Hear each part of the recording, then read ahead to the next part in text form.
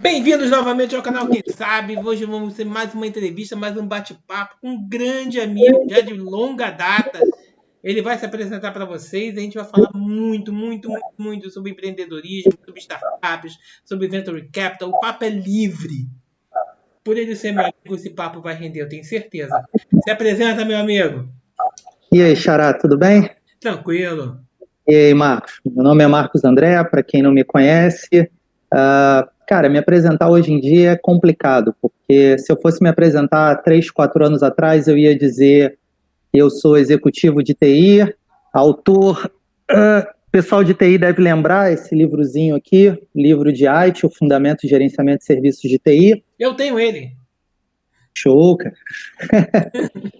Então, até uns 3 anos atrás eu era executivo, professor universitário, só que em um determinado momento eu chutei minha carreira e eu percebi que ela não me satisfazia mais e minha performance caiu, aquela coisa de sempre, né? Enquanto você é de alta performance, você é muito útil para o mercado. Quando a sua performance baixa porque você não se identifica mais com a forma de trabalho com que você está fazendo, você deixa de ser necessário. Enfim, aproveitei essa saída do mercado corporativo, tirei um ano sabático. Quando você fala de ano sabático, algumas pessoas pensam que você não fez nada, né? Que você ficou de bobeira. Cara, não. Voltado pro sol, né? Eu comecei a buscar autoconhecimento e o que tinha me levado àquela decisão de ruptura de carreira. E, cara, caí dentro de estudar psicologia, neuroaprendizagem, neurociência, psicoterapia e mudei minha carreira, disruptei mesmo e comecei a ser psicoterapeuta. Hoje eu tenho uma clínica e então, junto com outros profissionais, médicos e fisioterapeutas, e metade do meu tempo hoje eu sou psicoterapeuta, fiz formações e também atendo. Só que eu tenho 20 anos de experiência com essa coisa de gestão, otimização e produtividade, gestão estratégica e, cara, não posso deixar isso morrer simplesmente. E aí um dia, num atendimento, era um diretor de uma empresa, era um diretor-presidente de uma empresa. E aí eu fazendo um trabalho com ele, ele virou para mim e falou, pô, cara, isso que você está fazendo comigo, você podia fazer com a minha equipe também, né? Falei, sim, dá para fazer. Pô, vamos marcar então, eu trago os meus diretores e a gente faz aí na tua clínica, no teu espaço, a gente tem um espaço de treinamento aqui em Copacabana. Cara, beleza. E daqui a pouco, quando eu olhei, eu estava fazendo consultoria, falando sobre liderança, sobre gestão, eu falei, bom, agora eu tenho que pensar numa forma de estruturar isso daí. Cara, mas eu não quero voltar para esse mercado corporativo do qual eu já sei quais são os velhos defeitos. Eu cheguei num auge da minha carreira em que eu pisava dentro de uma empresa para fazer um trabalho de advisory ou de melhoria contínua, eu já sabia onde estavam os defeitos, eu já sabia onde estavam as falhas, eu já sabia quais eram os processos que não eram realizados, quais eram realizados com falha, porque era igual na maioria das empresas. E isso me deixava extremamente chateado, porque, caramba, cara, se as pessoas pelo menos tivessem lido o meu livro, esses erros não teriam acontecendo. Quer dizer que as pessoas fazem treinamento, certificação, MBA, vai no Vale do Silício, volta e continua errando. De um lado, isso me dava muito dinheiro, porque eu ganhava muito dinheiro fazendo consultoria. Por um lado, isso me deixava extremamente... Eu tinha um sentimento de que eu não estava agregando valor à humanidade. Putz, cara, eu estou chovendo no molhado. Eu estou resolvendo coisas que essas pessoas mesmo poderiam estar fazendo. Então, eu não queria voltar para esse mercado corporativo, onde é um grande circo. As pessoas contratam consultoria para resolver os problemas que as pessoas não querem resolver, ou que não se dão ao trabalho de resolver. E as empresas viram um ciclo de retrabalho e reprocesso, e todo mundo tem dinheiro para comprar treinamento, consultoria, para ir para resort no final do ano e fazer planejamento estratégico, que no ano seguinte não vai ser seguido, e os projetos vão ter que ter change management para trocar, e nada está dentro do orçamento, porque não foi planejado adequadamente. Aí chama um consultor de fora para salvar tudo, porque está tudo dando errado, e agora o pessoal está falando de mudar tudo para Agile, mudar o mindset. Eu definitivamente não queria voltar para isso. Falei, cara, vou começar a olhar as startups. Vou começar a olhar o ecossistema, porque acredito eu, isso há 3 anos atrás, que lá devem estar acontecendo coisas diferentes. E a primeira impressão quando eu tive quando eu tive contato com esse ecossistema de startups, como ele é concebido hoje, foi, cara, o circo é o mesmo com outras terminologias e com outros atores, mas os problemas são os mesmos. E aí, cara, me veio a pergunta, mas a gente está trabalhando com pessoas em início de carreira, a gente está trabalhando com uma outra mentalidade de negócio. Então, de 2 anos e meio para cá, eu venho debruçado nesse tema, startup, empreendedorismo e inovação. Então, hoje eu venho fazendo mentoria para algumas empresas que querem inovar. Estou construindo 2 empresas hoje. Na verdade, eu tenho uma empresa de treinamento e estou construindo outras 2 empresas, uma de inovação aberta e uma outra de gestão da inovação em empresas para focar em inovação interna, ou intraempreendedorismo, como queiram chamar. Bom, mais ou menos aí a minha apresentação é essa. E aí agora a gente pode começar o bate-papo. E aí, o que você quer me provocar? O que você quer que eu jogue bomba aí no que está acontecendo hoje? Não, é importante. Por exemplo, a gente estava na Bimen, a gente estava vendo, por exemplo, a gente tem contato com várias startups, né? A gente tem contato não só na época da Startup Rio, né? Que a gente bateu muito papo lá, aquelas reuniões, né, do PC, né? Reuniões do PC fantásticas. Mas eu tenho visto, cara, que você tem muita ideia rolando, mas pouca produtividade acontecendo. Tá? Não sei se você concorda comigo sobre isso, mas eu tenho visto muito isso. Não é só questão de financiamento, não. Eu vi um cara, por exemplo, que ele montou todo um processo, mas ele não queria tirar a empresa dele do laboratório de dentro da faculdade. Uhum. Porque para ele era cômodo estar lá dentro, entendeu? Mas ele queria fazer a empresa funcionar, mas ele queria manter a estrutura dele dentro do laboratório da faculdade. Falei, cara, você vai ter que sair uma hora ou outra. Você vai ter que abrir teu horizonte. E eu tenho visto isso, eu tenho visto que as ideias existem, mas as pessoas não estão acontecendo com elas. O que você está achando sobre isso? Cara, essa é uma explicação bem complexa, porque isso já foge completamente do empreendedorismo desse ambiente de startup. Isso vai para um aspecto psicoemocional. Esse é um grande problema hoje também. Apesar de estar se dizendo muito sobre humanização, e isso vem muito a reboque, principalmente agora da pandemia, mas muita gente acha que humanização e desenvolver fatores psicoemocionais é ler o livro do Daniel Goleman, de inteligência emocional, e desenvolver resiliência ao custo de treinamento de soft skills. Não, não é isso. Isso só vai fazer a pessoa se enganar. E eu posso falar com propriedade, trabalhar somente soft skills é muita enganação. É a mesma coisa que você tomar, sei lá, uma aspirina para tratar um problema de saúde muito, muito sério e muito profundo. Você só vai amenizar um pouco os sintomas, mas não resolve nada. Basicamente, a gente tem que entender o seguinte, existem pessoas que são muito criativas. Existem pessoas que vão ter ideias fantásticas, vão ter ideias além da nossa possibilidade de entendimento de como a pessoa teve essa visão completamente diferente da gente. Assim como existem pessoas que têm uma capacidade de realização, e aí quando eu estou falando de realização é pegar uma ideia e transformar essa ideia em algo real, em algo tangível. Tem pessoas que não têm essa capacidade criativa, mas são pessoas que pegam aquela empreitada e fazem acontecer. Isso vai determinar o seguinte, então, cada pessoa vai apresentar características diferentes. Existem várias linhas de estudo, uma delas da psicologia positiva que eu trabalho muito, é a linha das forças de caráter. Então, forças de caráter são qualidades que foram mapeadas em experimentos e em pesquisas de psicologia positiva e de neurociência. São características que as pessoas têm. Não importa agora se ela desenvolveu isso, se isso é inato, ela tem, ela apresenta. Então, algumas pessoas vão apresentar algumas características, outras simplesmente não. E tudo bem.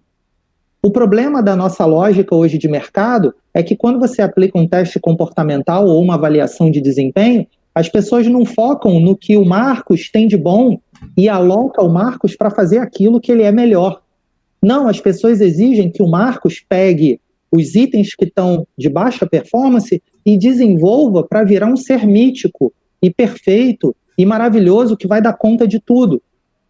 Na ótica da engenharia de produção, isso seria otimização plena. Utilizar os máximos recursos do Marcos. Isso é fantasia, isso não funciona. O Marcos é muito bom, por exemplo, sendo muito criativo. Não bota o Marcos para gerir equipe. E não bota o Marcos para tocar projeto, porque esse não é a principal característica dele.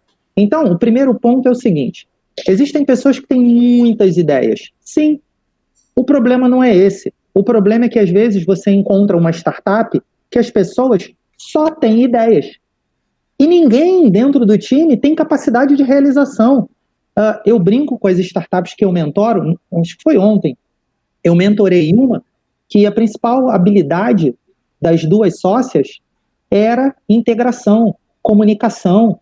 Eu falei para elas, vocês basicamente são duas pessoas que quando vocês se encontram, vocês tomam um cafezinho, comem bolo, se abraçam, conversam. A reunião de vocês é super agradável e é maravilhosa. Mas nenhuma das duas vai produzir.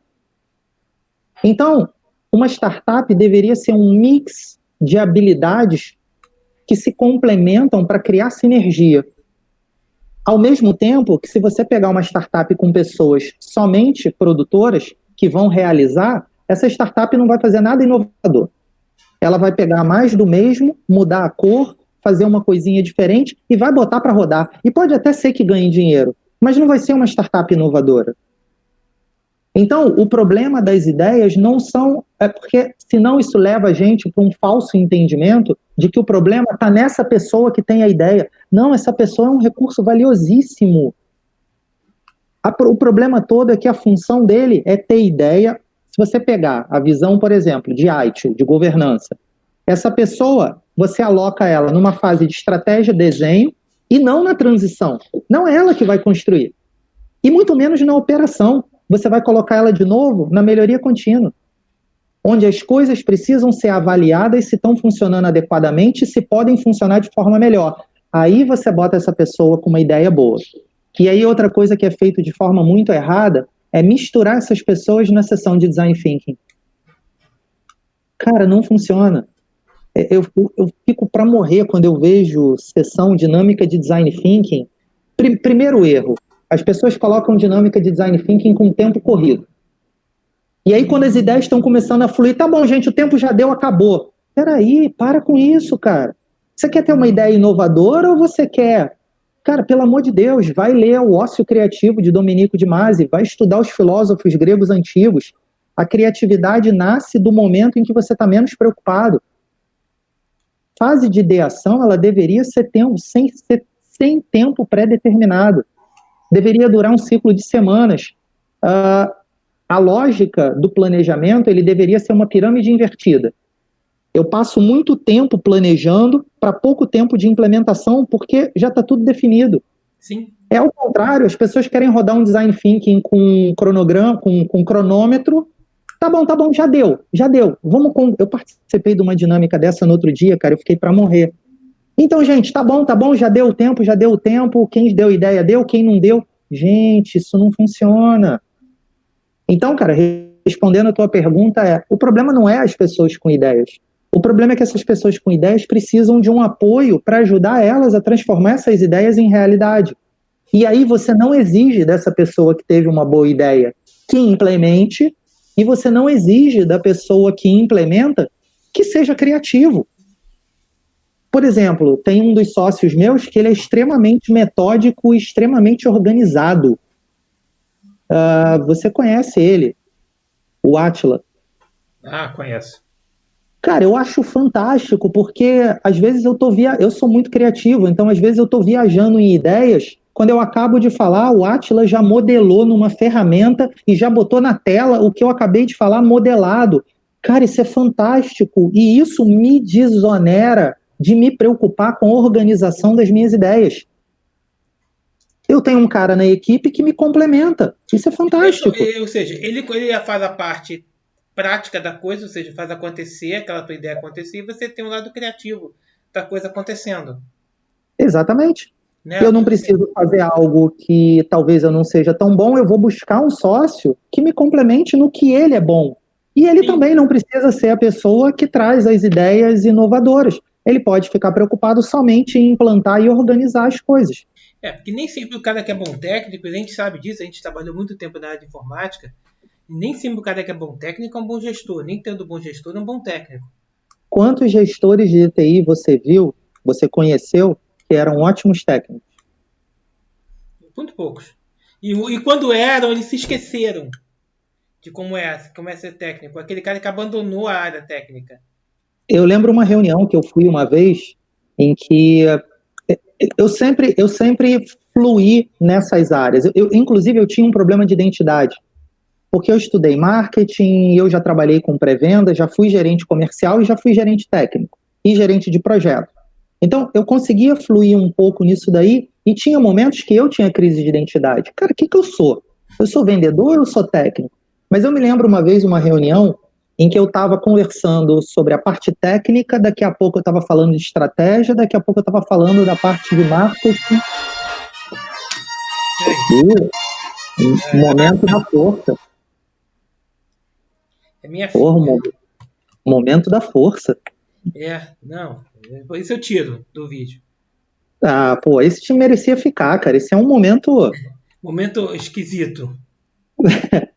Mas então, voltando, cara, eu estava numa reunião e aí o gerente que estava na empresa, que era meu cliente, ele perguntou para mim: Vem cá, cara, desculpa perguntar, mas qual a tua formação? Aí eu perguntei: Por quê? Ele falou: Cara, eu não sei o que que tu é. Tu é o quê? Tu é um técnico? Tu é um comercial? Eu virei para ele e falei: Não sei também. Aí ele falou para mim: Eu vou resumir o que que tu é. Aí eu falei: Por favor, porque você vai me ajudar a conseguir me denominar. Ele disse assim: Você é um técnico que aprendeu a falar.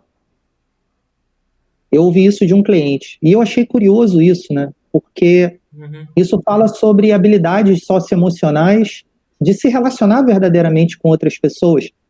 Muitos técnicos de TI, eles escolhem, eu já fui gerente de uma equipe de mais de 100 pessoas, a gente sabe, isso não é mistério nenhum.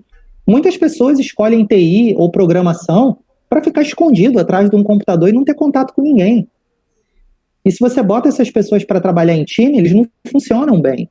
Para algumas pessoas, trabalhar em Canvas, em Card, onde você não precisa participar de reunião, você só precisa atualizar o Kanban com a atividade que você realizou, atualizar o seu storyboard lá com a sua atividade do dia, é o funcionamento em squad sem contato com pessoas. A pessoa funciona muito bem, maravilhosamente bem. Ela só precisa entender os inputs, fazer a atividade dela e gerar o entregável dela. Agora, porque essa pessoa tem uma performance muito boa de produção, você vai colocar ela para ser gestor e se relacionar com o cliente e se relacionar com um board estratégico, onde a pessoa tem que defender ideias e falar. Você pode queimar ela, né? E literalmente Quantos eu vi queima. se queimar? Eu vi muito isso Literalmente queimar já. queima. Literalmente queima. Normalmente você vê muita gente sendo queimada, torrada, literalmente torrada em coisas assim, entendeu? Aí é aplicado aquela dinâmica do desempenho que eu te falei. Ninguém está avaliando o que essa pessoa sabe fazer muito bem. Você avalia o que ele não tem. Uma das coisas mais ultrapassadas e defasadas que existem hoje é a tal da avaliação de desempenho. Eu concordo. Cara, você atribui o bônus da pessoa, ou a participação nos resultados, ou a promoção dela, a ela tentar ser uma pessoa que ela não é. Sim, e eu vi muito, não sei se você chegou, a gente vai falar, a gente vai voltar a falar de startups, mas você me puxou um ponto agora, é um fio que teve na minha vida também. Normalmente você pega um gestor que ele quer que você seja o que ele é. Muitos querem que você seja um clone, um soldado clone dele. Ou seja, que você pense igual a ele, que você age igual a ele. Aconteceu uma coisa comigo, numa época eu trabalhava na Subsea 7. Até hoje ele é meu amigo, até hoje, mas é uma coisa bastante interessante. Ele chegou para mim, entrou na minha sala, eu era coordenador, entrou na minha sala. Marcos, preciso depois que você liga, assim que você puder, dar uma ligada lá pro cara lá na Escócia. Eu falei, tá bom. Continuei terminando meu trabalho, eu tinha uma tarefa mais urgente para fazer, depois quando terminasse essa tarefa eu ia lá. 5 minutos depois ele entra na minha sala de novo. Olha só, se não for ligar, eu ligo. Eu falei, peraí, aguenta aí. É para ligar agora? Então você avisa, ó, Marco, eu queria que se ligasse agora pro cara da coisa. Se você não puder ligar agora, deixa que eu ligo. Mas, por favor, dá uma ligada agora pro cara. Você não passou direito o que eu queria. Então eu fiquei vendido. Eu falei, cara, se você quer, eu ligo agora. Não precisa não, que eu já tô ligando. Entendeu? Então, quer dizer, são coisas que muitos gestores eles fazem com que os outros sejam clones dele e não sejam indivíduos. E você às vezes ganha no indivíduo e não no clone. E você perde na avaliação de desempenho porque você não é o clone. Sim, sim. Eu lembro de um momento marcante da minha carreira em que eu estava na terceira escala hierárquica da multinacional. Você tinha presidente, diretoria, tinha o meu cargo. Cara, eu olhava para cima, para todo mundo que estava acima de mim, e eu dizia assim, cara, eu não quero ser nenhum deles. Eu não quero ter a vida de nenhum deles. Isso para mim foi muito marcante, porque eu me perguntei, então qual é o meu plano de crescimento? Se eu não quero me transformar, eu não quero ter a vida que essas pessoas têm. Agora, qual é o meu plano de crescimento então? Eu cresço para onde? Isso me fez refletir muito, porque num primeiro momento me deu uma sensação de muito vazio, do tipo, e agora? O que vai me motivar? E aí eu parei para pensar que existem outros fatores além de crescimento vertical. Existe, por exemplo, o sentimento de propósito. Você pode crescer horizontalmente, crescer para os lados, ou você pode simplesmente não crescer e buscar satisfação. Eu lembro de um gestor que era da minha equipe, eu gerenciava ele tinha uma equipe abaixo dele de aproximadamente 20 e poucas pessoas. E numa das reuniões anuais de desempenho, eu virei para ele e perguntei, o que você quer? Porque a performance dele estava muito boa, eu queria premiar ele. Então, eu achei que nada mais justo do que dar para ele a liberdade dele me dizer o que ele valoriza mais. E eu perguntei para ele, o que você quer? Você quer assumir mais responsabilidade e que sua equipe... Porque assumir mais responsabilidade significa você vai ter um orçamento maior, mas em compensação você vai ter uma equipe maior e vai ter mais trabalho. Mas seu salário vai aumentar. Ou, 2, eu posso te mover lateralmente para uma outra área que vai fazer menos, que vai te dar menos visibilidade, mas vai te dar mais tranquilidade. Ou 3, a gente pode montar uma nova linha de trabalho de acordo com o que você quer. Você sabe o que você quer? E isso não acabou aí. A gente ficou semanas desenhando isso em conjunto. Cara, foi interessante, porque ele virou para mim e falou, eu fui para casa, conversei com a minha esposa e eu tomei uma decisão. Eu quero menos trabalho. Ou seja, isso é muito interessante, porque ele parou de entender, a sensação é que como se a gente tivesse quebrado a roda de hamster. Sim. Ele falou, eu não quero subir, eu não quero mais salário, eu não quero mais equipe, eu não quero mais estresse. Eu quero tranquilidade. Ele tem uma responsabilidade, ele vai fazer um trabalho bom, ele falou, eu quero tranquilidade, mas eu quero desenvolver algo novo. A gente conseguiu fazer um mix. A gente moveu ele lateralmente para uma outra área que fazia um outro tipo de trabalho. Beleza, saí dessa empresa. O que aconteceu com ele? O gestor novo que entrou falou, não, cara, você é uma pessoa de alta produtividade. Botou ele de volta naquela vaga, porque ele era uma pessoa de alta performance. Ou seja, matou o cara. Agora pergunta para ele se ele está satisfeito hoje. Claro que não. Voltou a trabalhar meramente por salário. Sim. E não tá então, uma das coisas que eu ouço muito em empresa, quando fala comigo, Marcos, eu quero inovar e estou com muita dificuldade. Primeira coisa que eu falo é, você já sabe por que você não consegue inovar? Porque antes de eu te oferecer qualquer coisa, vamos entender o que te impede de inovar. Porque do ponto de vista psicoemocional, a criatividade emerge de uma segurança emocional. A pessoa quando está... Primeiro é o seguinte, o que é criatividade? Criatividade é o cérebro concatenando tudo que você já vivenciou, aprendeu, leu, ouviu. Às vezes eu tenho momentos de criatividade ouvindo música com um filme que eu assisti, com uma cena que eu presenciei, com um treinamento que eu fiz, com uma vivência que eu já tive, com um insight de algo que eu li. Caramba, Marcos, como é que você consegue concatenar isso tudo? A pergunta que eu faço é o contrário. Por que você não consegue?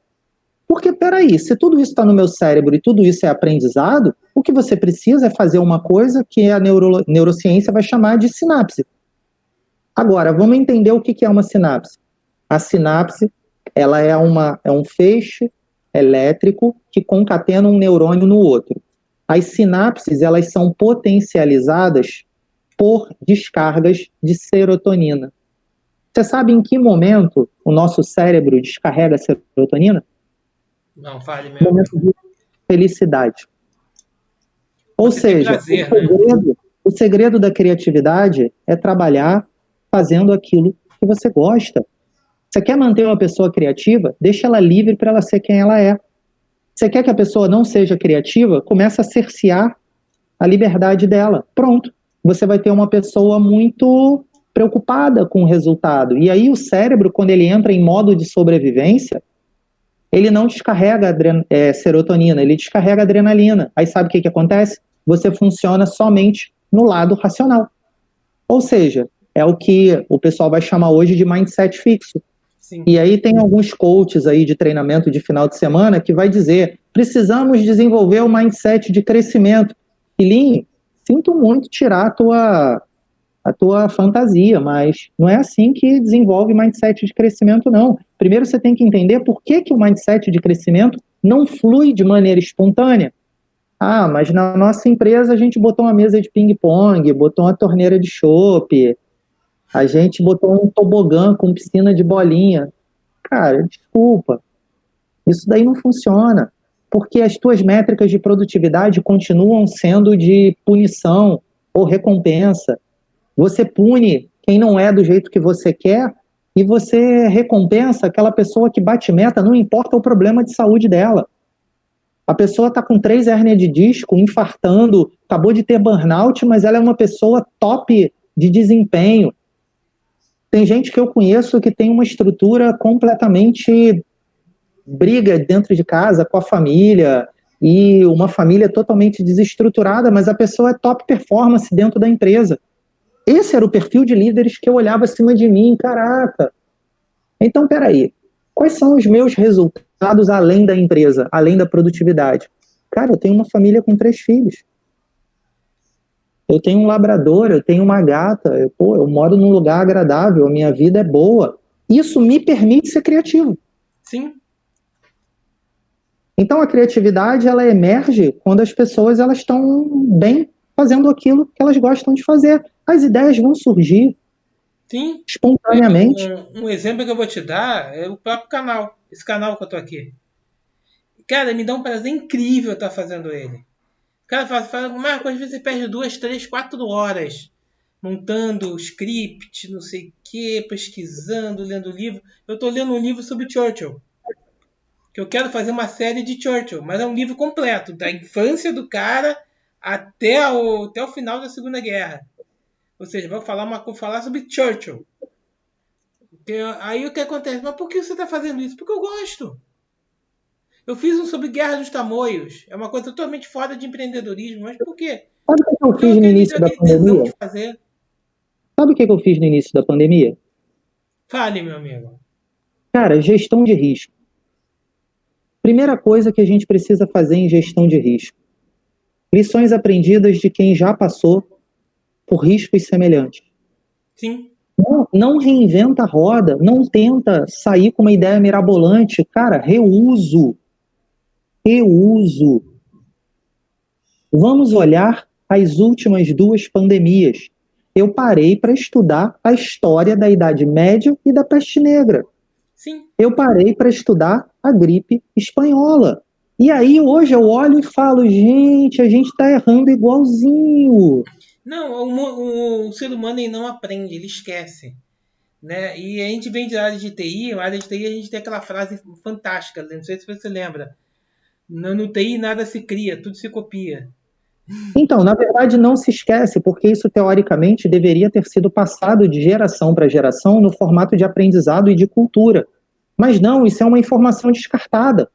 E aí a gente hoje fala, por exemplo, de FOMO, Fear of Missing Out. Cara, FOMO?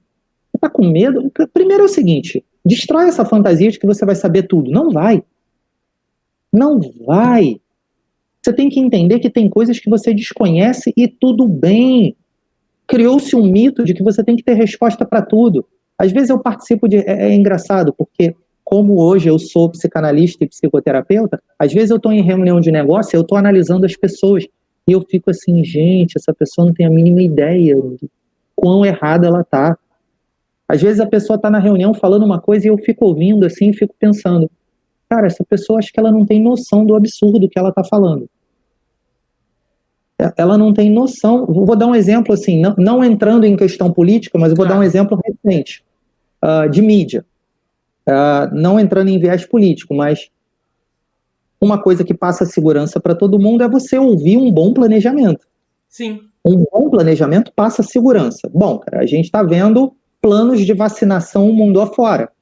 Tá, e qual é o plano de vacinação no Brasil? E aí a gente escuta a pessoa que deveria ser o grande arquiteto de um plano de vacinação no Brasil, que é o ministro da Saúde, dizendo que não vejo demanda ainda para planejar uma... Assim, eu olho isso e eu penso assim, eu acho que ele não percebeu o que ele disse. Eu acho que ele não entendeu a extensão da grandiosidade dessa frase. Pode ser que ele tenha algum viés que ele queria passar, pode ser que ele queria falar uma outra coisa diferente, mas a frase em si, ela gera um outro efeito completamente diferente. Eu vejo isso nas reuniões das empresas. As pessoas, por exemplo, falando de inovação e falando de planos, e eu olho e falo, gente, está todo mundo repetindo o que leu, é um monte de frase pronta. O que eu vejo em reunião das pessoas citando Steve Blank, citando Eric Ries, e eu olho e falo, gente, as pessoas só citam, ninguém nunca fez isso na prática. Eu lembro, no meu próprio livro de Aitio, tinha coisas que eu via as pessoas falando em relação à governança que eu falava assim, desculpa, mas de onde você tirou isso? Não, eu li no livro, tá. Já teve uma situação curiosa, a pessoa disse que leu no meu livro. Aí eu falei, cara, a pessoa não sabia que o livro é meu. Aí eu falei, não, desculpa, cara, vai lá na tua mesa, pega o livro. Aí a pessoa trouxe o livro, me mostra onde isso está escrito. E aí algumas pessoas em volta já rindo. Não, eu li aqui, eu tenho certeza. Falei, desculpa, cara, você não tem mais certeza do que eu de que isso não está escrito nesse livro. Aí ele, por quê? Aí eu falei, vira o livro. Quando ele virou, tinha minha foto. Então, as pessoas têm uma capacidade de fazer... não existe deep learning, não existe um conhecimento aprofundado de determinado assunto. As pessoas fazem uma leitura dinâmica, um conhecimento muito raso. Eu li um artigo no LinkedIn, pronto, eu já sou especialista. Eu participei de um treinamento, pronto, agora eu já sou especialista. E aí depois fica fazendo achievement no LinkedIn. O que acontece, eu vi duas coisas, eu até estava comentando com uma pessoa, uma vez de RH, a gente viveu muito a cultura da certificação, um tempo atrás. Né? Ou seja, eu era valorizado que era certificado. O cara tem um doutorado, o cara é o top. O cara tem um mestrado, o cara é o top. E às vezes a experiência, o dinamismo daquela pessoa, todo o restante disso aí é jogado para o lado, é apenas você ver a certificação da coisa. Né? Então isso aí gera o quê? Gera aquele cara que sabe muito, é um cara extremamente teórico, mas na hora que ele vai para a prática, ele não tem ideia do que desenvolver. Aquele cara que conhece todas as fórmulas de geometria de cabeça. Eu me lembro, uma vez, eu fiz uma prova de geometria na escola, em 2º grau. Eu decorei todas as fórmulas de geometria, eu conhecia todas. Se você me perguntava, eu conhecia todas. Na hora que abriu o problema, eu não sabia usar uma. Por quê? Porque, cara, decorar não significa que você conheça a metodologia da coisa. Eu fiz um vídeo para o canal, um vídeo até muito interessante, que eu falava justamente disso. Das pessoas que estão acostumadas a ouvir metade da conversa. E na metade da conversa já pegam aquilo ali e já pum! Entendeu? O nome do vídeo, inclusive, é para meio entendedor, meia palavra basta. Não, para bom entendedor, meia palavra basta. Por quê? Porque significa o seguinte, cara, eu peguei metade daquele assunto, para mim já entendi. Não precisa falar mais nada, não. Eu já começo com os vídeos assim. Não precisa falar mais nada, não. Já entendi o que você quis dizer. Não entendi. Mas eu achei que eu entendi e fiz daquilo ali todo um circuito, uma explanação incrível. E é raso. É totalmente raso. Mas a gente tem um método de avaliação que é muito pontual. A certificação é uma prova que vai medir se num determinado contexto você obtém os níveis mínimos de conhecimento para ser considerado aprovado. Vou dar um exemplo da certificação Lean IT. Eu já vinha estudando Lean há bastante tempo, já tinha até aplicado a metodologia Lean Management da Toyota, e aí saiu a certificação Lean IT. Falei, beleza, vou fazer o curso, vou fazer a prova. E aí eu fiz a prova e eu achei estranho algumas questões da prova. Mas tudo bem, respondi o que eu acreditava que era certo, saiu o resultado. Quando saiu o resultado, eu não passei. E aí eu fui e falei, olha só, eu quero revisão da prova. Mas eu quero fazer uma revisão junto, porque eu quero colocar o meu ponto de vista. A gente fez, era uma prova internacional. A gente fez uma revisão junto e chegou-se à conclusão que a prova estava errada. E aí eu falei, tá bom, então qual a nota? Não precisa de nota, porque você mostrou que a prova e tal, não sei o quê, e eu passei. E aí aquela questão ela foi invalidada para as provas globais e as provas foram alteradas. Quer dizer, eu fico pensando assim, se ninguém contestasse essa prova, quantas vezes essa prova seria aplicada medindo um conhecimento? Sim. Em que as pessoas iam dizer, não, isso é o que cai na prova, é o que é certo. Então, assim, existe o chá, conhecimento, habilidade e atitude. Conhecimento você adquire, você estuda. A habilidade você exercita. E a atitude é um fator emocional. Ou você tem atitude ou você não tem. Atitude é muito difícil de ser desenvolvido, apesar de poder ser desenvolvida. Mas é difícil porque não é num treinamento.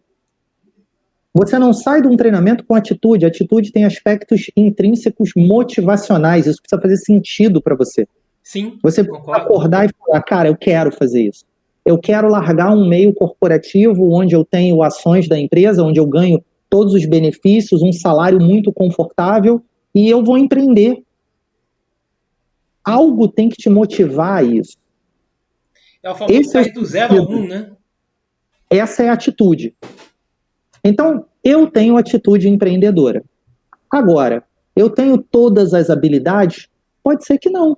Agora, eu vou desenvolver essas habilidades. Eu posso adquirir conhecimento e eu posso exercitar na prática. Aí eu fui buscar isso em startup. Aí eu fui mentorar startup. Aí eu fui participar como mentor voluntário. Eu fui participar de banca, de pitch. Eu fui me aproximar do ecossistema para eu poder entender na prática como isso se dava. Para eu poder olhar o seguinte, agora eu tenho uma gama de conhecimentos, habilidades e atitudes que são só minhas. Eu não quero ser igual ao Elon Musk, eu não quero me espelhar no Steve Jobs, eu quero ser o Marcos. Sim. Tem uma frase do Henry Ford que ele diz, quando numa empresa existem duas pessoas que pensam igual, uma delas é desnecessária. Você está pagando 2 vezes por uma pessoa igual? Agora, para pensar, o que são os MBAs? Fábrica de robô. Sim. O que a gente está fazendo no meio de empreendedorismo? Criando robozinhos de pitch. O cara aprende a fazer pitch. Cara, se você aprender a preencher um canvas, se você aprender a fazer um pitch, e se você começar a se vestir como empreendedor, esse é o caminho do sucesso, de conseguir investimento? Não, não é. Porque quando você conversar com um investidor macaco velho, ele vai olhar e vai falar, esse negócio aí não tem mercado. Sim, eu já fui em reuniões de investidores, lá na PUC, inclusive, no projeto Gemini, com o Robert Jensen. Uhum. Ele me convidou uma vez para ir lá numa reunião de investidor para ver como é que era. Eu sentei como se eu fosse um investidor. Eu sentei no lado dos investidores, sim. É aquele famoso. Eu sentei até do lado daquele cara que é do Gava Angels. Esqueci o nome dele agora. Né? Então eu sentei do lado dele, a gente começou a bater um papo, porque eu já tinha ido na Startup Rio também, já me conhecia.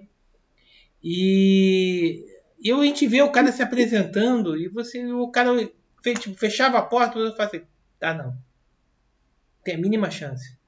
Isso aqui não vai, isso não tem lucro, eu não estou vendo futuro nisso. Mas a pessoa sai de lá com um projeto que parecia aquela coisa de todo mundo. O super maravilhoso. Projeto de Jornada nas Estrelas. Você vê, não conseguia sair nem do chão. Né? Então, coisas muito nesse sentido.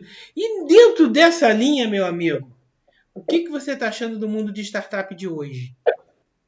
Cara, mundo de startup de hoje. Assim, hoje eu estou muito debruçado em tentar resolver essas questões que eu enxergo que não estão adequadas. Hoje, as duas startups que eu estou criando hoje são startups para tentar trazer novos métodos de empreendedorismo e de inovação. Uma mais voltada para a inovação aberta junto de empresa e outra mais voltada para práticas de gestão mesmo. Uhum. Então, cara, o que eu vejo hoje? Vamos começar de baixo. Sim. Startup. Essa última edição agora do Startup Rio, eu apliquei uma pesquisa com as 132 startups selecionadas para o programa Startup Rio. E eu fiz a seguinte pergunta: quantos de vocês estão empreendendo pela primeira vez? Estão empreendendo pela segunda ou terceira vez? Ou têm uma carreira em paralelo? E estão empreendendo como alternativa. Quase 70% está empreendendo pela primeira vez. E aproximadamente 30, 20 e poucos por cento é empreendedor em série. Mas não é empreendedor em série porque empreendeu, fez exit, vendeu e voltou para empreender de novo. Não, é empreendedor que faliu e está tentando de novo. E, cara, é muito engraçado porque as pessoas contam isso como se fosse um grande feito. Eu já tive 7 startups e quebrei, pivotei 7 vezes. Eu não sei em que mundo te disseram que isso é uma coisa legal. Não, mas as frases de motivação dizem que você tem que falhar para acertar. Cara, legal, mas... Se você já falhou tanto, né? Cara, assim, desculpa, mas vamos voltar para o mundo real. Se você falha, isso só significa que você falhou. Sim. Porque se você não me mostrar que você dessa vez... A pergunta é, ok, você falhou e pivotou. Eu já pivotei várias vezes também. Agora, eu não vou colocar isso como um grande diferencial meu. Eu vou colocar as experiências que eu aprendi. Eu não preciso falar que eu falhei e que eu pivotei. Eu vou dizer o seguinte, eu já tentei isso daqui e eu vi que a melhor forma é essa. Eu não estou omitindo, eu estou simplesmente dizendo o que é mais válido e útil, o aprendizado. Cara, eu sou uma pessoa que sei fazer isso. Não importa qual é o custo. Eu não vou ficar contando todas as dificuldades que eu passei na minha vida ou todos os desafios que eu tive que enfrentar para eu ter a vida que eu tenho hoje. Ninguém quer investir em mim pelas minhas cicatrizes. As pessoas querem investir pelo meu potencial de gerar resultado. Sim, o que você pode apresentar, né?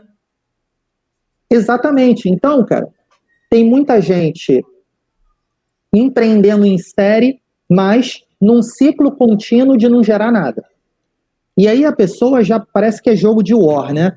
O meu objetivo não é escalar. O meu objetivo é entrar em 4 programas de aceleração e um quinto a sua escolha. Eu conheço gente que já passou por mais de 10 programas de aceleração e até hoje não escalou. Até hoje não tracionou. Tem alguma coisa errada. Peraí, você já teve mentoria mais de 10 vezes em programas de aceleração diferentes. E nem assim o seu negócio decolou ainda e você vai entrar no 11º programa. E as pessoas contam isso como se isso fosse um feito. Uma grande coisa, né? Eu passei por N programas de aceleração. Cara, desculpa. Significa que você até hoje não conseguiu escalar. Você como é psicoterapeuta agora, vou dar uma frase para você, eu acho que você vai gostar. Eu acho que as pessoas têm um complexo de fênix. Né? Gostou? Essa frase é nova, hein? Não é, eu fiz uma outra frase lá. Agora, avançando. Então, startup. 60% está empreendendo pela primeira vez. Legal. São pessoas que não têm a mínima noção do que é empreender. Uma das mentorias que eu fiz ontem, o pessoal virou para mim e falou: Marcos, eu não entendo esses conceitos de MVP. Eu falei: que bom. Como assim que bom? Significa que você pode aprender fazendo na prática e não copiando do que você já viu ou tentando copiar algo que já está pronto. É o seguinte, MVP é um mínimo produto viável. É isso, só isso. Existem técnicas para te ajudar a chegar nisso. Agora, não entenda isso como uma receita ou como algo obrigatório. Aí a pessoa virou para mim: então nesse momento agora que eu estou em ideação, eu não preciso ainda ter nada desenvolvido. Ela estava desesperada procurando um desenvolvedor. Eu falei: agora não é o momento. Você vai precisar disso sim. Valida primeiro a sua ideia para depois você pensar os recursos necessários para isso poder tracionar. Aí sim você vai pensar em como vai pagar o desenvolvedor. Porque senão o que as pessoas estão fazendo é entrando numa grande fantasia de que todo mundo vai desenvolver algo sem nem saber se tem mercado. Sim, até para você saber se é válido, né? Como é que você sabe que ele é válido? E aí, beleza. Agora, o que o pessoal está fazendo? Parece que é um bando de boca faminta degladiando por recurso de venture capital ou investimento anjo. Tem muito investidor que não tem a mínima ideia de onde está botando dinheiro. O pior é que isso existe, e eu estou falando isso porque eu já conversei com o investidor. Qual foi o critério que você utilizou para colocar dinheiro ali? A pessoa botou na cabeça que aquilo ali vai dar dinheiro. Só que ela não parou para olhar quem eram as pessoas. Aonde ela está botando dinheiro na ideia, mas, gente, a ideia não anda sozinha, a ideia não tem perna. Sim. Ela precisa de gente para pegar a ideia, cara, tracionar. Você precisa de braço, de perna, a pessoa tem que pegar aquilo e empurrar, a pessoa tem que desenvolver, a pessoa tem que fazer. Você analisou o potencial dessas pessoas de realização? Porque, olhando para essas pessoas, elas estão a 4 aceleradoras aí sem conseguir criar nada. E você está colocando dinheiro baseado numa perspectiva de ideia. Ok, a ideia pode ser boa, mas essas pessoas não são capazes. Agora você tem um outro perfil de investidor. É o investidor que olha para a ideia e fala: eu estou comprando a ideia. Eu já escutei isso da boca de investidor. Eu já trabalhei com projetos de private equity. Uhum. Private equity basicamente é o seguinte: você compra uma empresa que está mal das pernas, e aí você coloca uma equipe para melhorar processo, gestão e botar a empresa no eixo. Para vender ou para abrir ações na bolsa, mas o objetivo de private equity é investir para ter lucro. Sim. Eu trabalhei, por exemplo, dentro da Estácio, quando a Estácio foi incorporada, foi comprada pela GP Investimentos. E eu era coordenador de curso, eu vivenciei isso muito de perto. O objetivo de private equity é chegar num nível de melhoria de processo e operacional para que isso gere resultados, principalmente financeiros, para você vender a empresa mais cara do que você comprou. Esse pessoal de private equity, hoje, é o pessoal de venture capital. Então, quando a gente está falando de Gavin Angels, de Bossa Nova Investimentos, é um pessoal que sabe fazer private equity muito bem, porque já trabalhou nessas empresas de private equity e grandes fundos de investimento. Eu ouvi da boca de um grande investidor: vem cá, quando você investe numa startup, você está olhando o que especificamente? Propósito, pessoas, a ideia? Cara, a gente está olhando o potencial de dar lucro. Tá, e as pessoas? Marcos, sendo bem sincero, pessoas, cara, a gente só tem que dar uma parte para eles. Basicamente, o que a gente faz é entrar com a nossa equipe. Tá, mas e o founder? O founder a gente dá um cargo para ele de head de relações com o ecossistema, bota ele num papel de rainha da Inglaterra, onde ele só fica ali figurando e postando vídeo no LinkedIn, e ele fica com uma participação lá nas ações, ele vai ganhar dinheiro. Ele vai ganhar talvez mais dinheiro do que ele nunca imaginou, mas ele perdeu a startup. Essa startup agora vai ser gerida por uma equipe profissional que vai transformar ela numa empresa.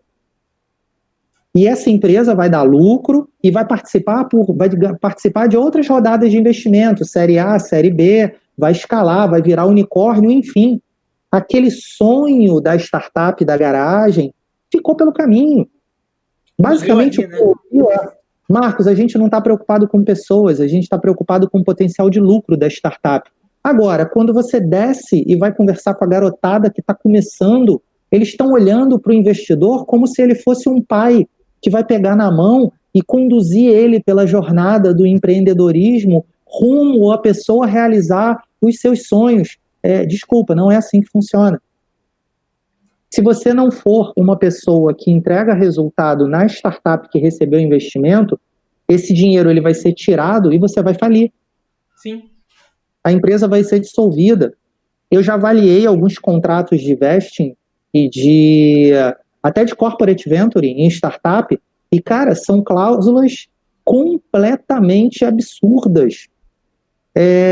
Não é uma coisa vantajosa para a startup.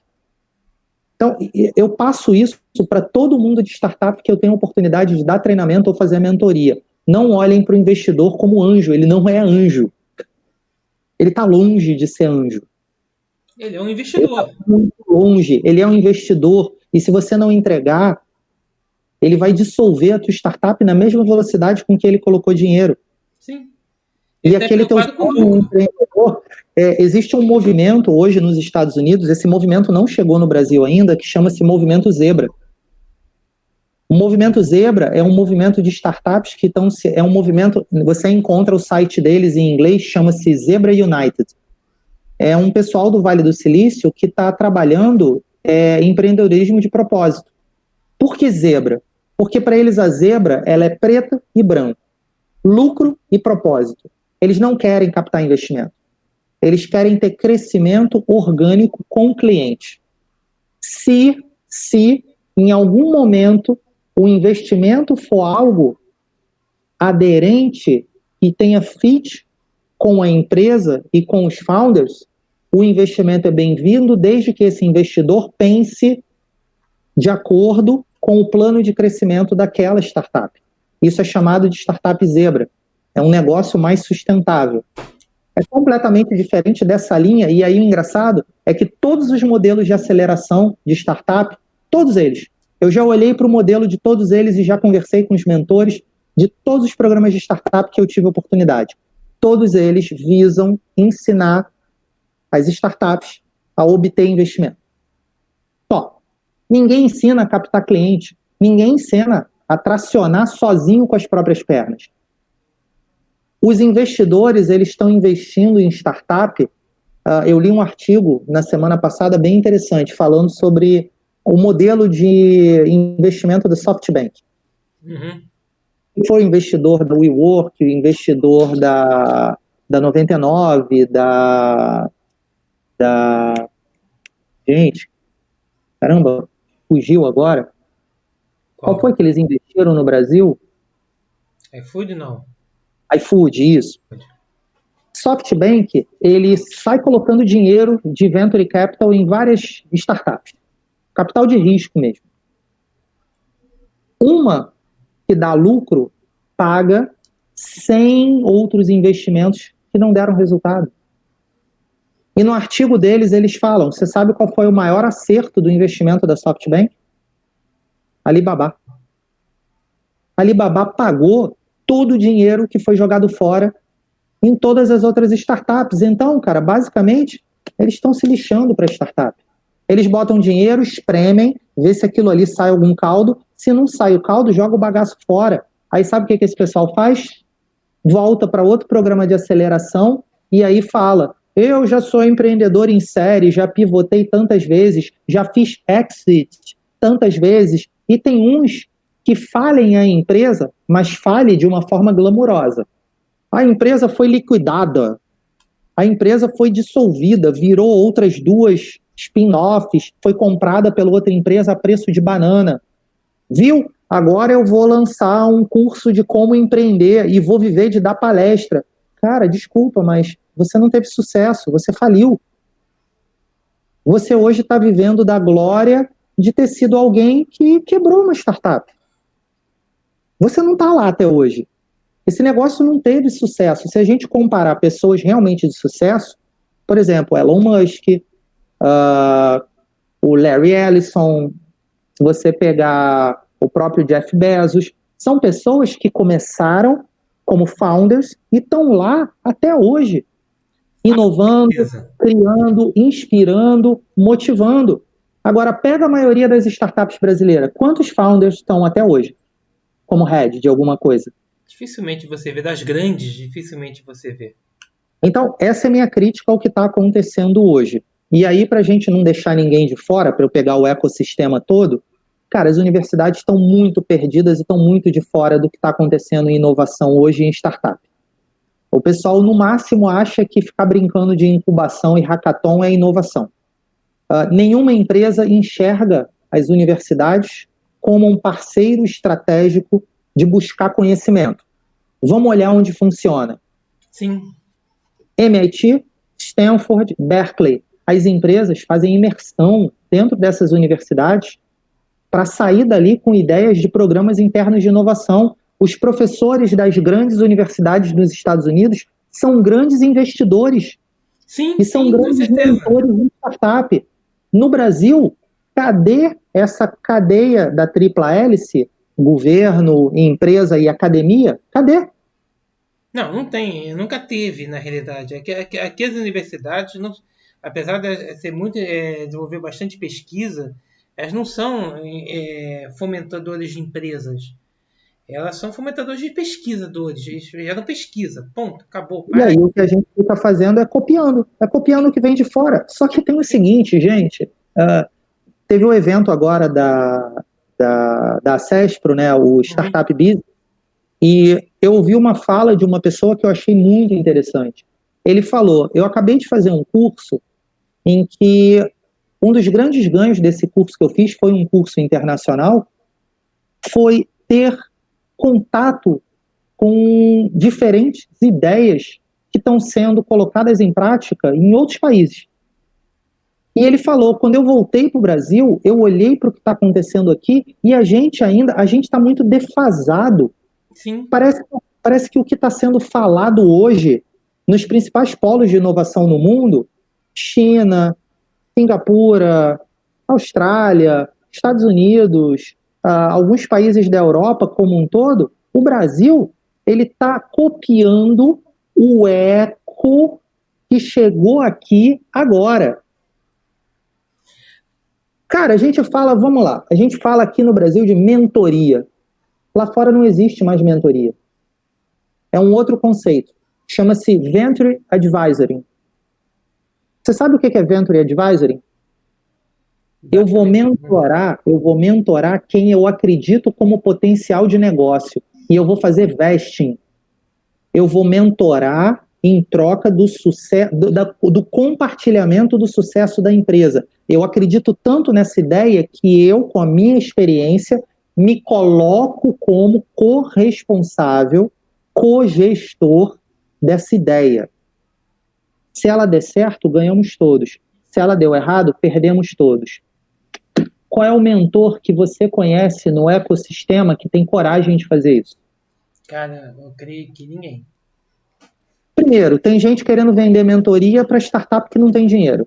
Eu acho isso fantástico. Cara, tu não tá vendo que o pessoal tá matando a comida para jantar? Sim. Não sobrou nada no final do dia. Você quer vender mentoria para esse pessoal, cara.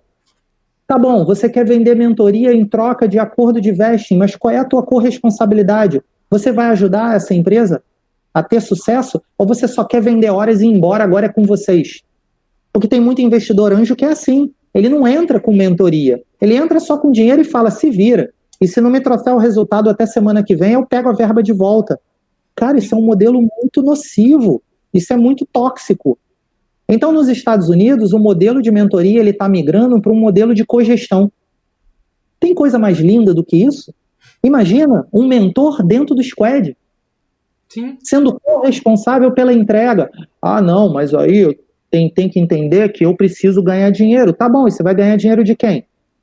Da startup, que não tem dinheiro direito? Você vai ganhar Criando um dinheiro de programa quem? de aceleração, né, para ver se ganha dinheirinho para poder rodar. Ah, sim, vamos vender um Open Innovation e aí quando a empresa pagar o Open Innovation para lançar o desafio do hackathon, a gente ganha uma merreca ali sendo o mentor. Tá bom, vou lançar outro desafio. Quantas startups que saíram de hackathon e de Open Innovation continuam tracionando? Cara, eu ia falar justamente isso para você. Só para deixar algumas pessoas com medo, eu estou mapeando isso. E eu estou mapeando isso não para ter dados de hoje. Eu estou criando uma série histórica. Eu estou fazendo isso para um programa de pesquisa. Eu quero mostrar esse modelo em anos. Vai deixar o pessoal com medo. Cara, mas, assim, a inovação, ela nasce da provocação. Sim, com certeza. A inovação nasce de você olhar e entender que não está certo e propor algo novo.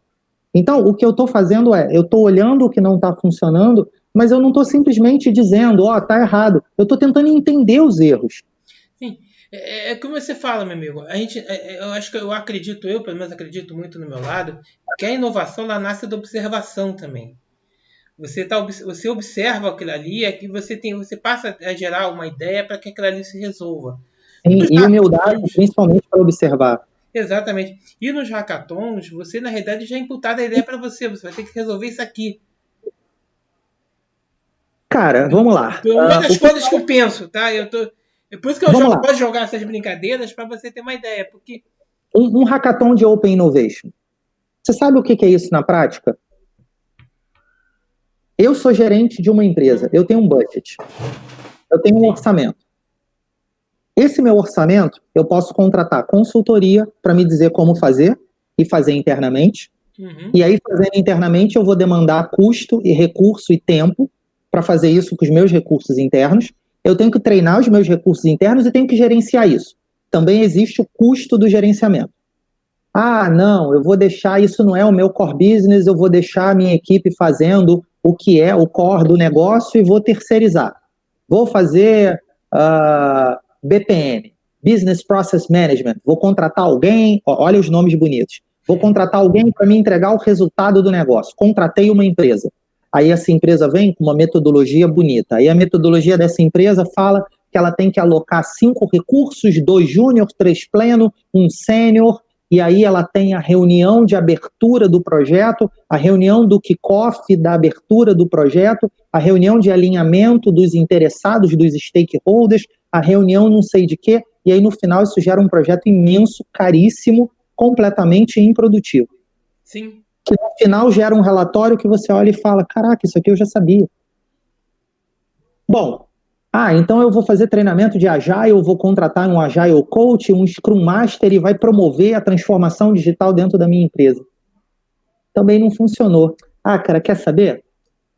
Se eu botar um dinheirinho aí num hackathon desses aí, eu pego a minha verba e pingo ali num programa de Open Innovation. E para a startup que ganhar o desafio, que resolve o meu problema, que eu estou aqui há 5 anos sem conseguir resolver, eu dou 5 mil para eles e boto eles para virar noite e desenvolver uma solução para mim em troca de quê? De baia? De baia no coworking? De um chequinho de 5 mil? Cara, desculpa, isso não é Open Innovation. Isso é Slavery Innovation. Com certeza.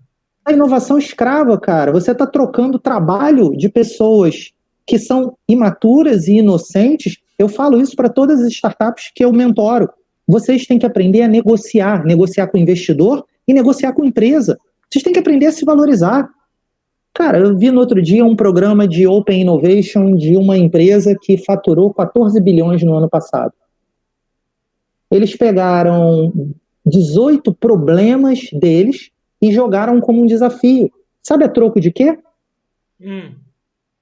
De poder conviver dentro do nosso ecossistema e de ter a mentoria dos nossos mentores e de poder fazer marketing nas redes. Cara, peraí, você está trocando água, baia, aperto de mão e tirar foto para botar no LinkedIn? Em troca, a startup trabalha de graça para você e resolve um problema. Gera ideia, gera solução e você praticamente ganhou de graça. Isso não é sustentável. Então, basicamente, os programas de inovação aberta hoje é trabalho escravo ou redução de custo, de orçamento de terceirização e de desenvolvimento. A startup faz mais barato. Sim, sim. A startup faz mais barato para mim. E quem ganha dinheiro é a aceleradora. Exatamente. Quem ganha dinheiro é quem organizou o programa de inovação. Isso não é nem um pouco benéfico para o ecossistema de inovação. Aí a gente vai olhar os dados. O Brasil está no ranking tal de inovação. O Brasil está muito atrás de outros ecossistemas. É por isso. O ecossistema brasileiro ele é extremamente oportunista. Aí você tem, de um lado, empresas que estão muito perdidas em inovação e não sabem inovar e não sabem nem se conectar com startup. Primeiro é o seguinte, tem um problema cíclico que é, como é que uma empresa contrata uma startup? A maioria das startups não tem CNPJ. Se você contratar eles, eles viram funcionários. Se você coloca eles dentro da folha de pagamento, eles entram na roda de hamster da avaliação de desempenho, do processo, do compliance, pronto, matou a inovação. Se você deixa eles do lado de fora, você tem que se conectar com eles de alguma forma. Então eu vou intermediar. Eu vou contratar uma aceleradora ou alguém que faz Open Innovation e essa pessoa tem uma relação com esse pessoal. O problema é que essa relação, essa verba não flui. Ela deveria fluir, deveria ser distribuída. Você tem diversos atores aí, a empresa, a aceleradora ou o organizador do Open Innovation e a startup. A startup tinha que ser remunerada. Sim. O papel dos mentores era dizer para a startup, cara, você precisa ter um contrato. Seja ele de vesting ou seja ele de prestação de serviço. Mas não, a maioria das pessoas... Cara, quantos, eu perdi de vista, quantos founders de startup não tem CNPJ? Uma das coisas, Marco, que eu não concordava, eu ouvia muito, muitos aqui amigos meus vão me dar uma porrada, mas eu não concordava, tá? É quando o cara fala assim, não, você vai vir para o programa aqui de aceleração, você não tem que visar, você não tem que pensar em salário para você não tem que pensar em sobrevivência, você tem que pensar na sua ideia, que você vai ganhar o dinheiro para tocar a sua ideia. Eu falei, o cara vive do quê? Uhum. Para dedicar 100% do tempo dele ali, ele precisa de uma renda. Ele precisa gerar dinheiro até para poder tocar a startup dele. Se aquele dinheiro da aceleração só é para aceleração, ele vai viver do quê? Ele vai fazer o quê? Ele vai viver de sonho? Né? O sonho não alimenta, cara. Eu tenho um olhar muito humano sobre o empreendedor. E eu pergunto isso para as pessoas. Como é que você pretende sobreviver? Cara, às vezes eu fico muito assustado, porque tem pessoas que estão colocando uma estrutura, filhos, projetos, sobrevivência na startup. E aí eu pergunto para a pessoa, tá, e qual é o seu plano B? Plano B? Não, não tem um plano B. Como assim? Tem que ter. E se isso não der certo? Você tá na Rua da Amargura de novo com nada. E detalhe, que eu falei, como você não está gerando dinheiro por mês, aquele programa é para, entre aspas, é para você investir na sua startup, você não está gerando capital, você está vivendo do quê, cara? Olha, antes dessas agora, eu já tive outras duas empresas. Uma delas era uma empresa de consultoria em Linux, em segurança da informação. Uhum. E eu era revenda da Cyclades. Não sei se você lembra dos roteadores Cyclades. Cara, Cyclades era uma empresa do Vale do Silício, de brasileiro. A história desses caras era interessantíssima, porque eles trabalhavam numa empresa de telecom, numa empresa de produzir equipamentos, e eles desenvolveram uma placa serial, eles desenvolveram em casa uma placa serial, patentearam e começaram a testar ela para botar em produção. Chegou num determinado momento que eles acreditaram tanto no produto que eles estavam desenvolvendo, que eles pensaram o seguinte, vamos abrir uma empresa para a gente passar a vender isso. O plano deles foi o seguinte, um deles pediu demissão da empresa e passou a se dedicar full time a desenvolver essa placa em casa. O outro se manteve empregado e eles fizeram um acordo que o que ficou empregado dividia o salário com o outro. Então, do tipo assim, cara, o nosso investimento nisso aqui vai ser o seguinte, a gente vai sobreviver com o básico. Eu vou pegar o meu salário, vou dividir com você para você sobreviver esse tempo. E você desenvolve isso full time e eu venho fora do expediente para te ajudar. Quando o negócio ficou estável e eles começaram a fazer as primeiras vendas, que já deu para eles um ganho suficiente para eles falarem, putz, agora a gente já tem uma segurança financeira mínima, o outro pediu demissão, eles abriram a empresa. Chegou num determinado momento, eles viraram e falaram, cara, a gente tem que estar no Vale do Silício. Eles estavam na época em que começou-se a onda dos data centers. Uhum. E a placa serial era um equipamento imprescindível para data center, porque ele expandia a possibilidade de terminais conectados nos grandes servidores. Putz, cara, os caras acreditaram, se mudaram para lá, ficaram bem pra caramba, depois eles acabaram vendendo a Cyclades para uma outra empresa de equipamentos de rede. Eu não me lembro agora qual foi a outra empresa. Não sei se foi a Bay Networks, eu não me lembro agora. Mas eles venderam e, cara, venderam bem. Mas a história deles é uma história muito interessante, porque eles fizeram um empreendedorismo planejado. Sim. Eles não fizeram um empreendedorismo inconsequente. Eu vou largar tudo e vou me dedicar agora ao programa. Cara, e como é que isso é isso que você perguntou? E aí, como é que você sobrevive? Sim, cara, eu vi muito isso dentro das aceleradoras e não, porque o cara tem que ter altruísmo, o cara, mais de 50 anos, vem empreender, larga o mercado. Cara, mais de 50 anos, às vezes, o cara tem que sobreviver também. Um cara que tem que não só ele vai empreender, vai, tudo bem que ele vai empreender, mas ele tem que sobreviver também. E como é que ele vai montar o esquema de sobrevivência dele? Cara, quando eu comecei minha empresa de Linux, eu saía de casa com o dinheiro da passagem e o dinheiro do almoço.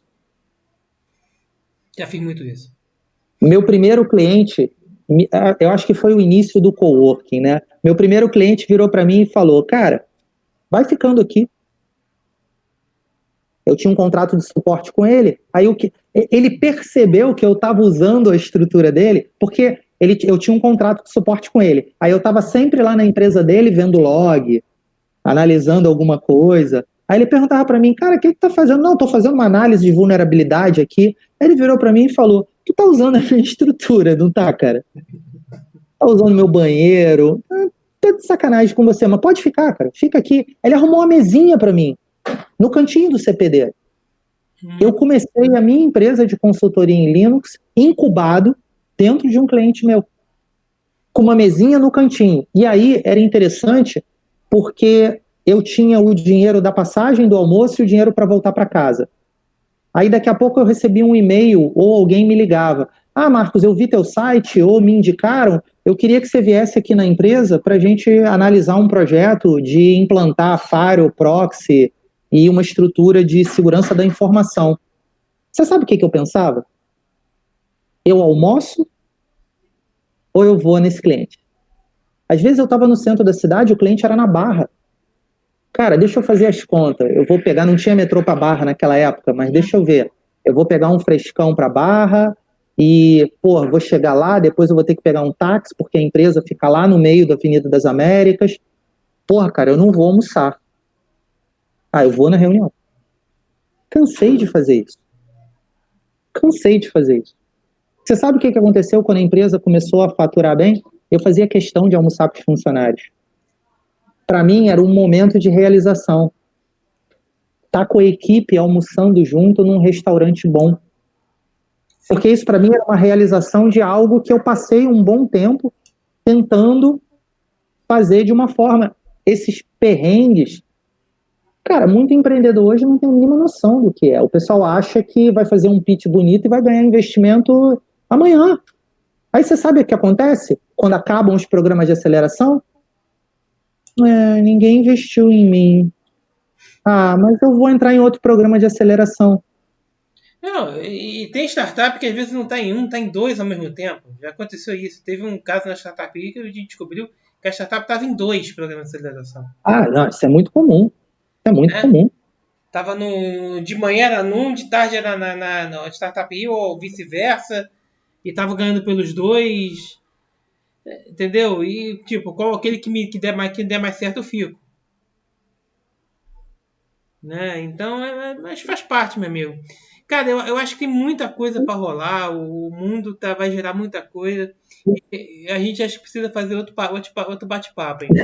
O negócio tá. A gente vai. Eu falei pra você, não falei pra você antes, logo antes em off, antes da gente começar, Aham, que a gente vai batendo papo, ainda mais quando são duas pessoas que se conhecem. aham. Vai, rola, e a gente vai embora, e daqui a pouco a gente não sai daqui hoje. Cara, minhas previsões de futuro. Eu acho que a gente estava indo para um caminho pior ainda, que a gente chamava de transformação digital. A Uhum. pandemia, ela. Meu pai tinha uma frase muito interessante que ela se aplica muito bem ao que está acontecendo agora. Meu pai dizia assim: quando a maré baixa, é que a gente descobre quem estava nadando pelado. Sim. Quantas empresas não tinham fluxo de caixa? A Porque bolha, né? empresas que têm um planejamento, por exemplo, eu gosto muito da fala da Luiza Helena Trajano, do Magazine Luiza. Ela disse o seguinte: a gente tem caixa até mês tal do ano seguinte. Se faltar dinheiro em caixa, eu tiro do meu patrimônio e coloco, mas eu não vou demitir ninguém. Isso é um posicionamento estratégico que, óbvio, que tem a ver com os valores dela. Sim. Agora, quantas empresas não tinham caixa, não tinham patrimônio e não tinha de onde tirar dinheiro para manter o negócio? Se você analisa isso sobre uma ótica de gestão de risco, as empresas estavam operando num alto grau de incerteza e risco.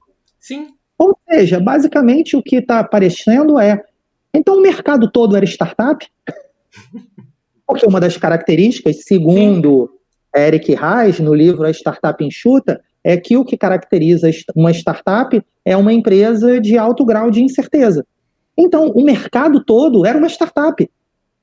Uma E aí grande startup. veio a pandemia, mudou tudo, e aí você descobriu quem estava nadando pelado. Tinha empresa que não tinha plano de contingência, não tinha plano de risco, tinha empresa que não sabia nem fazer home office.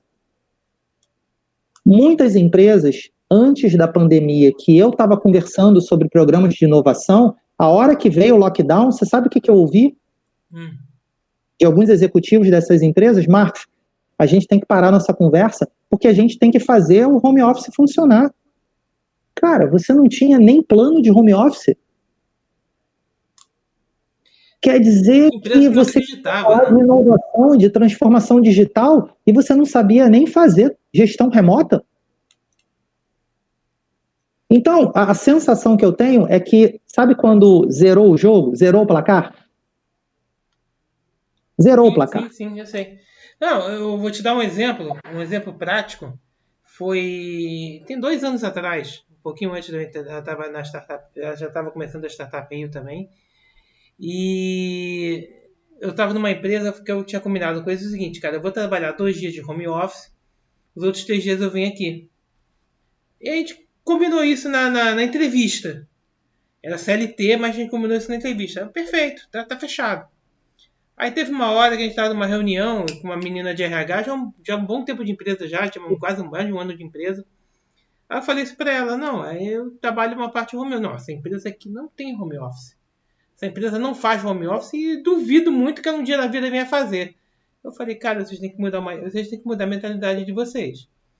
Porque você pode ter uma produtividade muito maior e vocês podem correr um risco amanhã mais tarde e você precisar disso aí. E aí?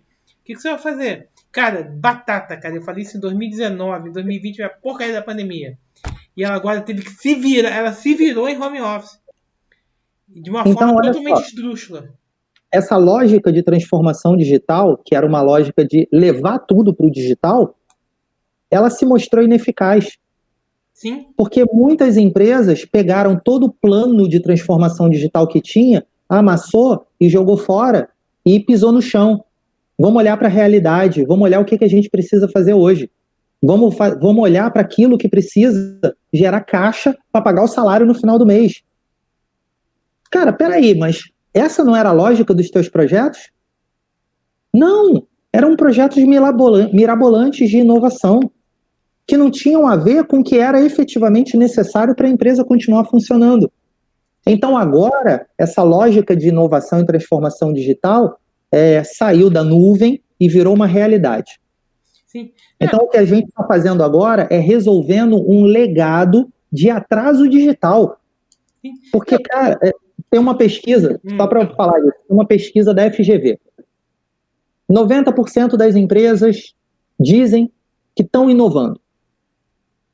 Agora vamos olhar o que elas chamam de inovação. 80 e poucos por cento disseram que implementaram home office. Não, cara, home office não é inovação. Home office é gestão de risco. Home office não é inovação. Você não inovou porque botou o Zoom, e porque botou o Meeting, ou porque... Não, cara, isso não é inovação. Isso é gestão de risco. Tá. Acho que 20% fez mudanças no portfólio de produtos. Eu entregava físico, passei a entregar no virtual. O meu vendedor, ele ia tirar pedido, agora a gente tem um pedido automatizado. A gente automatizou a cadeia de supply chain. Cara, isso não é inovação, isso já é feito há mais de 10 anos. A gente agora está fazendo um outro modelo trabalhando mais com parceiro. Não, cara, isso já estamos cansados de fazer em outras empresas. Somente 15% criou novos produtos a partir do cenário externo que mudou. Ou seja, quem inovou de verdade foi só 15%. Muito pouco, né? Infelizmente, muito pouco. Não, Ou seja, falar de inovação hoje é falar sobre algo que as pessoas... Assim, o desafio de quem quer trabalhar com inovação se você não está muito preocupado com tudo isso que eu falei aqui agora nessa conversa, provavelmente você está preso dentro de um modelo de mercado que faz parte dessas estatísticas.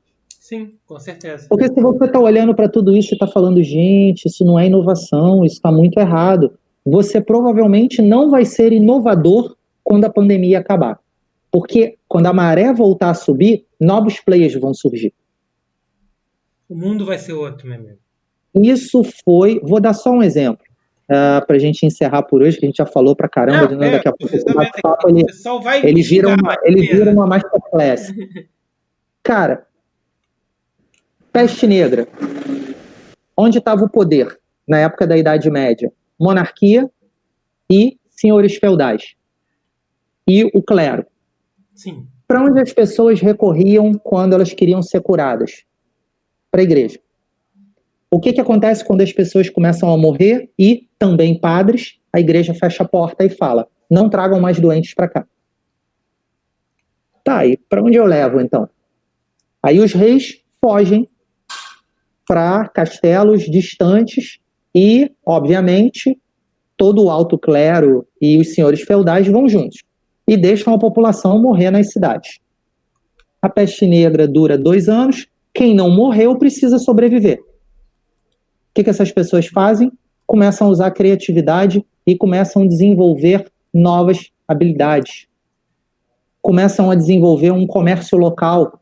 O que eu produzo e sobra, eu vou vender para outra pessoa o que ela precisa. E aí retoma o escambo e o livre comércio entre uma nova classe de comerciantes.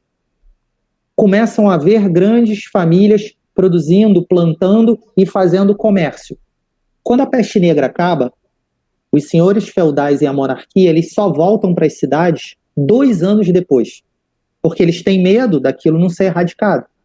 2 anos depois, quando eles voltam, já existem novos modelos de poder, que são chamados de burgueses. Os novos burgueses, a nova classe, a burguesia, é a nova classe rica. Então, o cenário político-econômico antes da peste negra, monarquia, senhores feudais. Esse pessoal vai embora. Quando eles voltam, a população não acredita mais na igreja, porque a igreja abandonou eles para morrer, é daí que nasce a reforma protestante. Sim. E você tem uma burguesia que passa a comprar o poder na monarquia.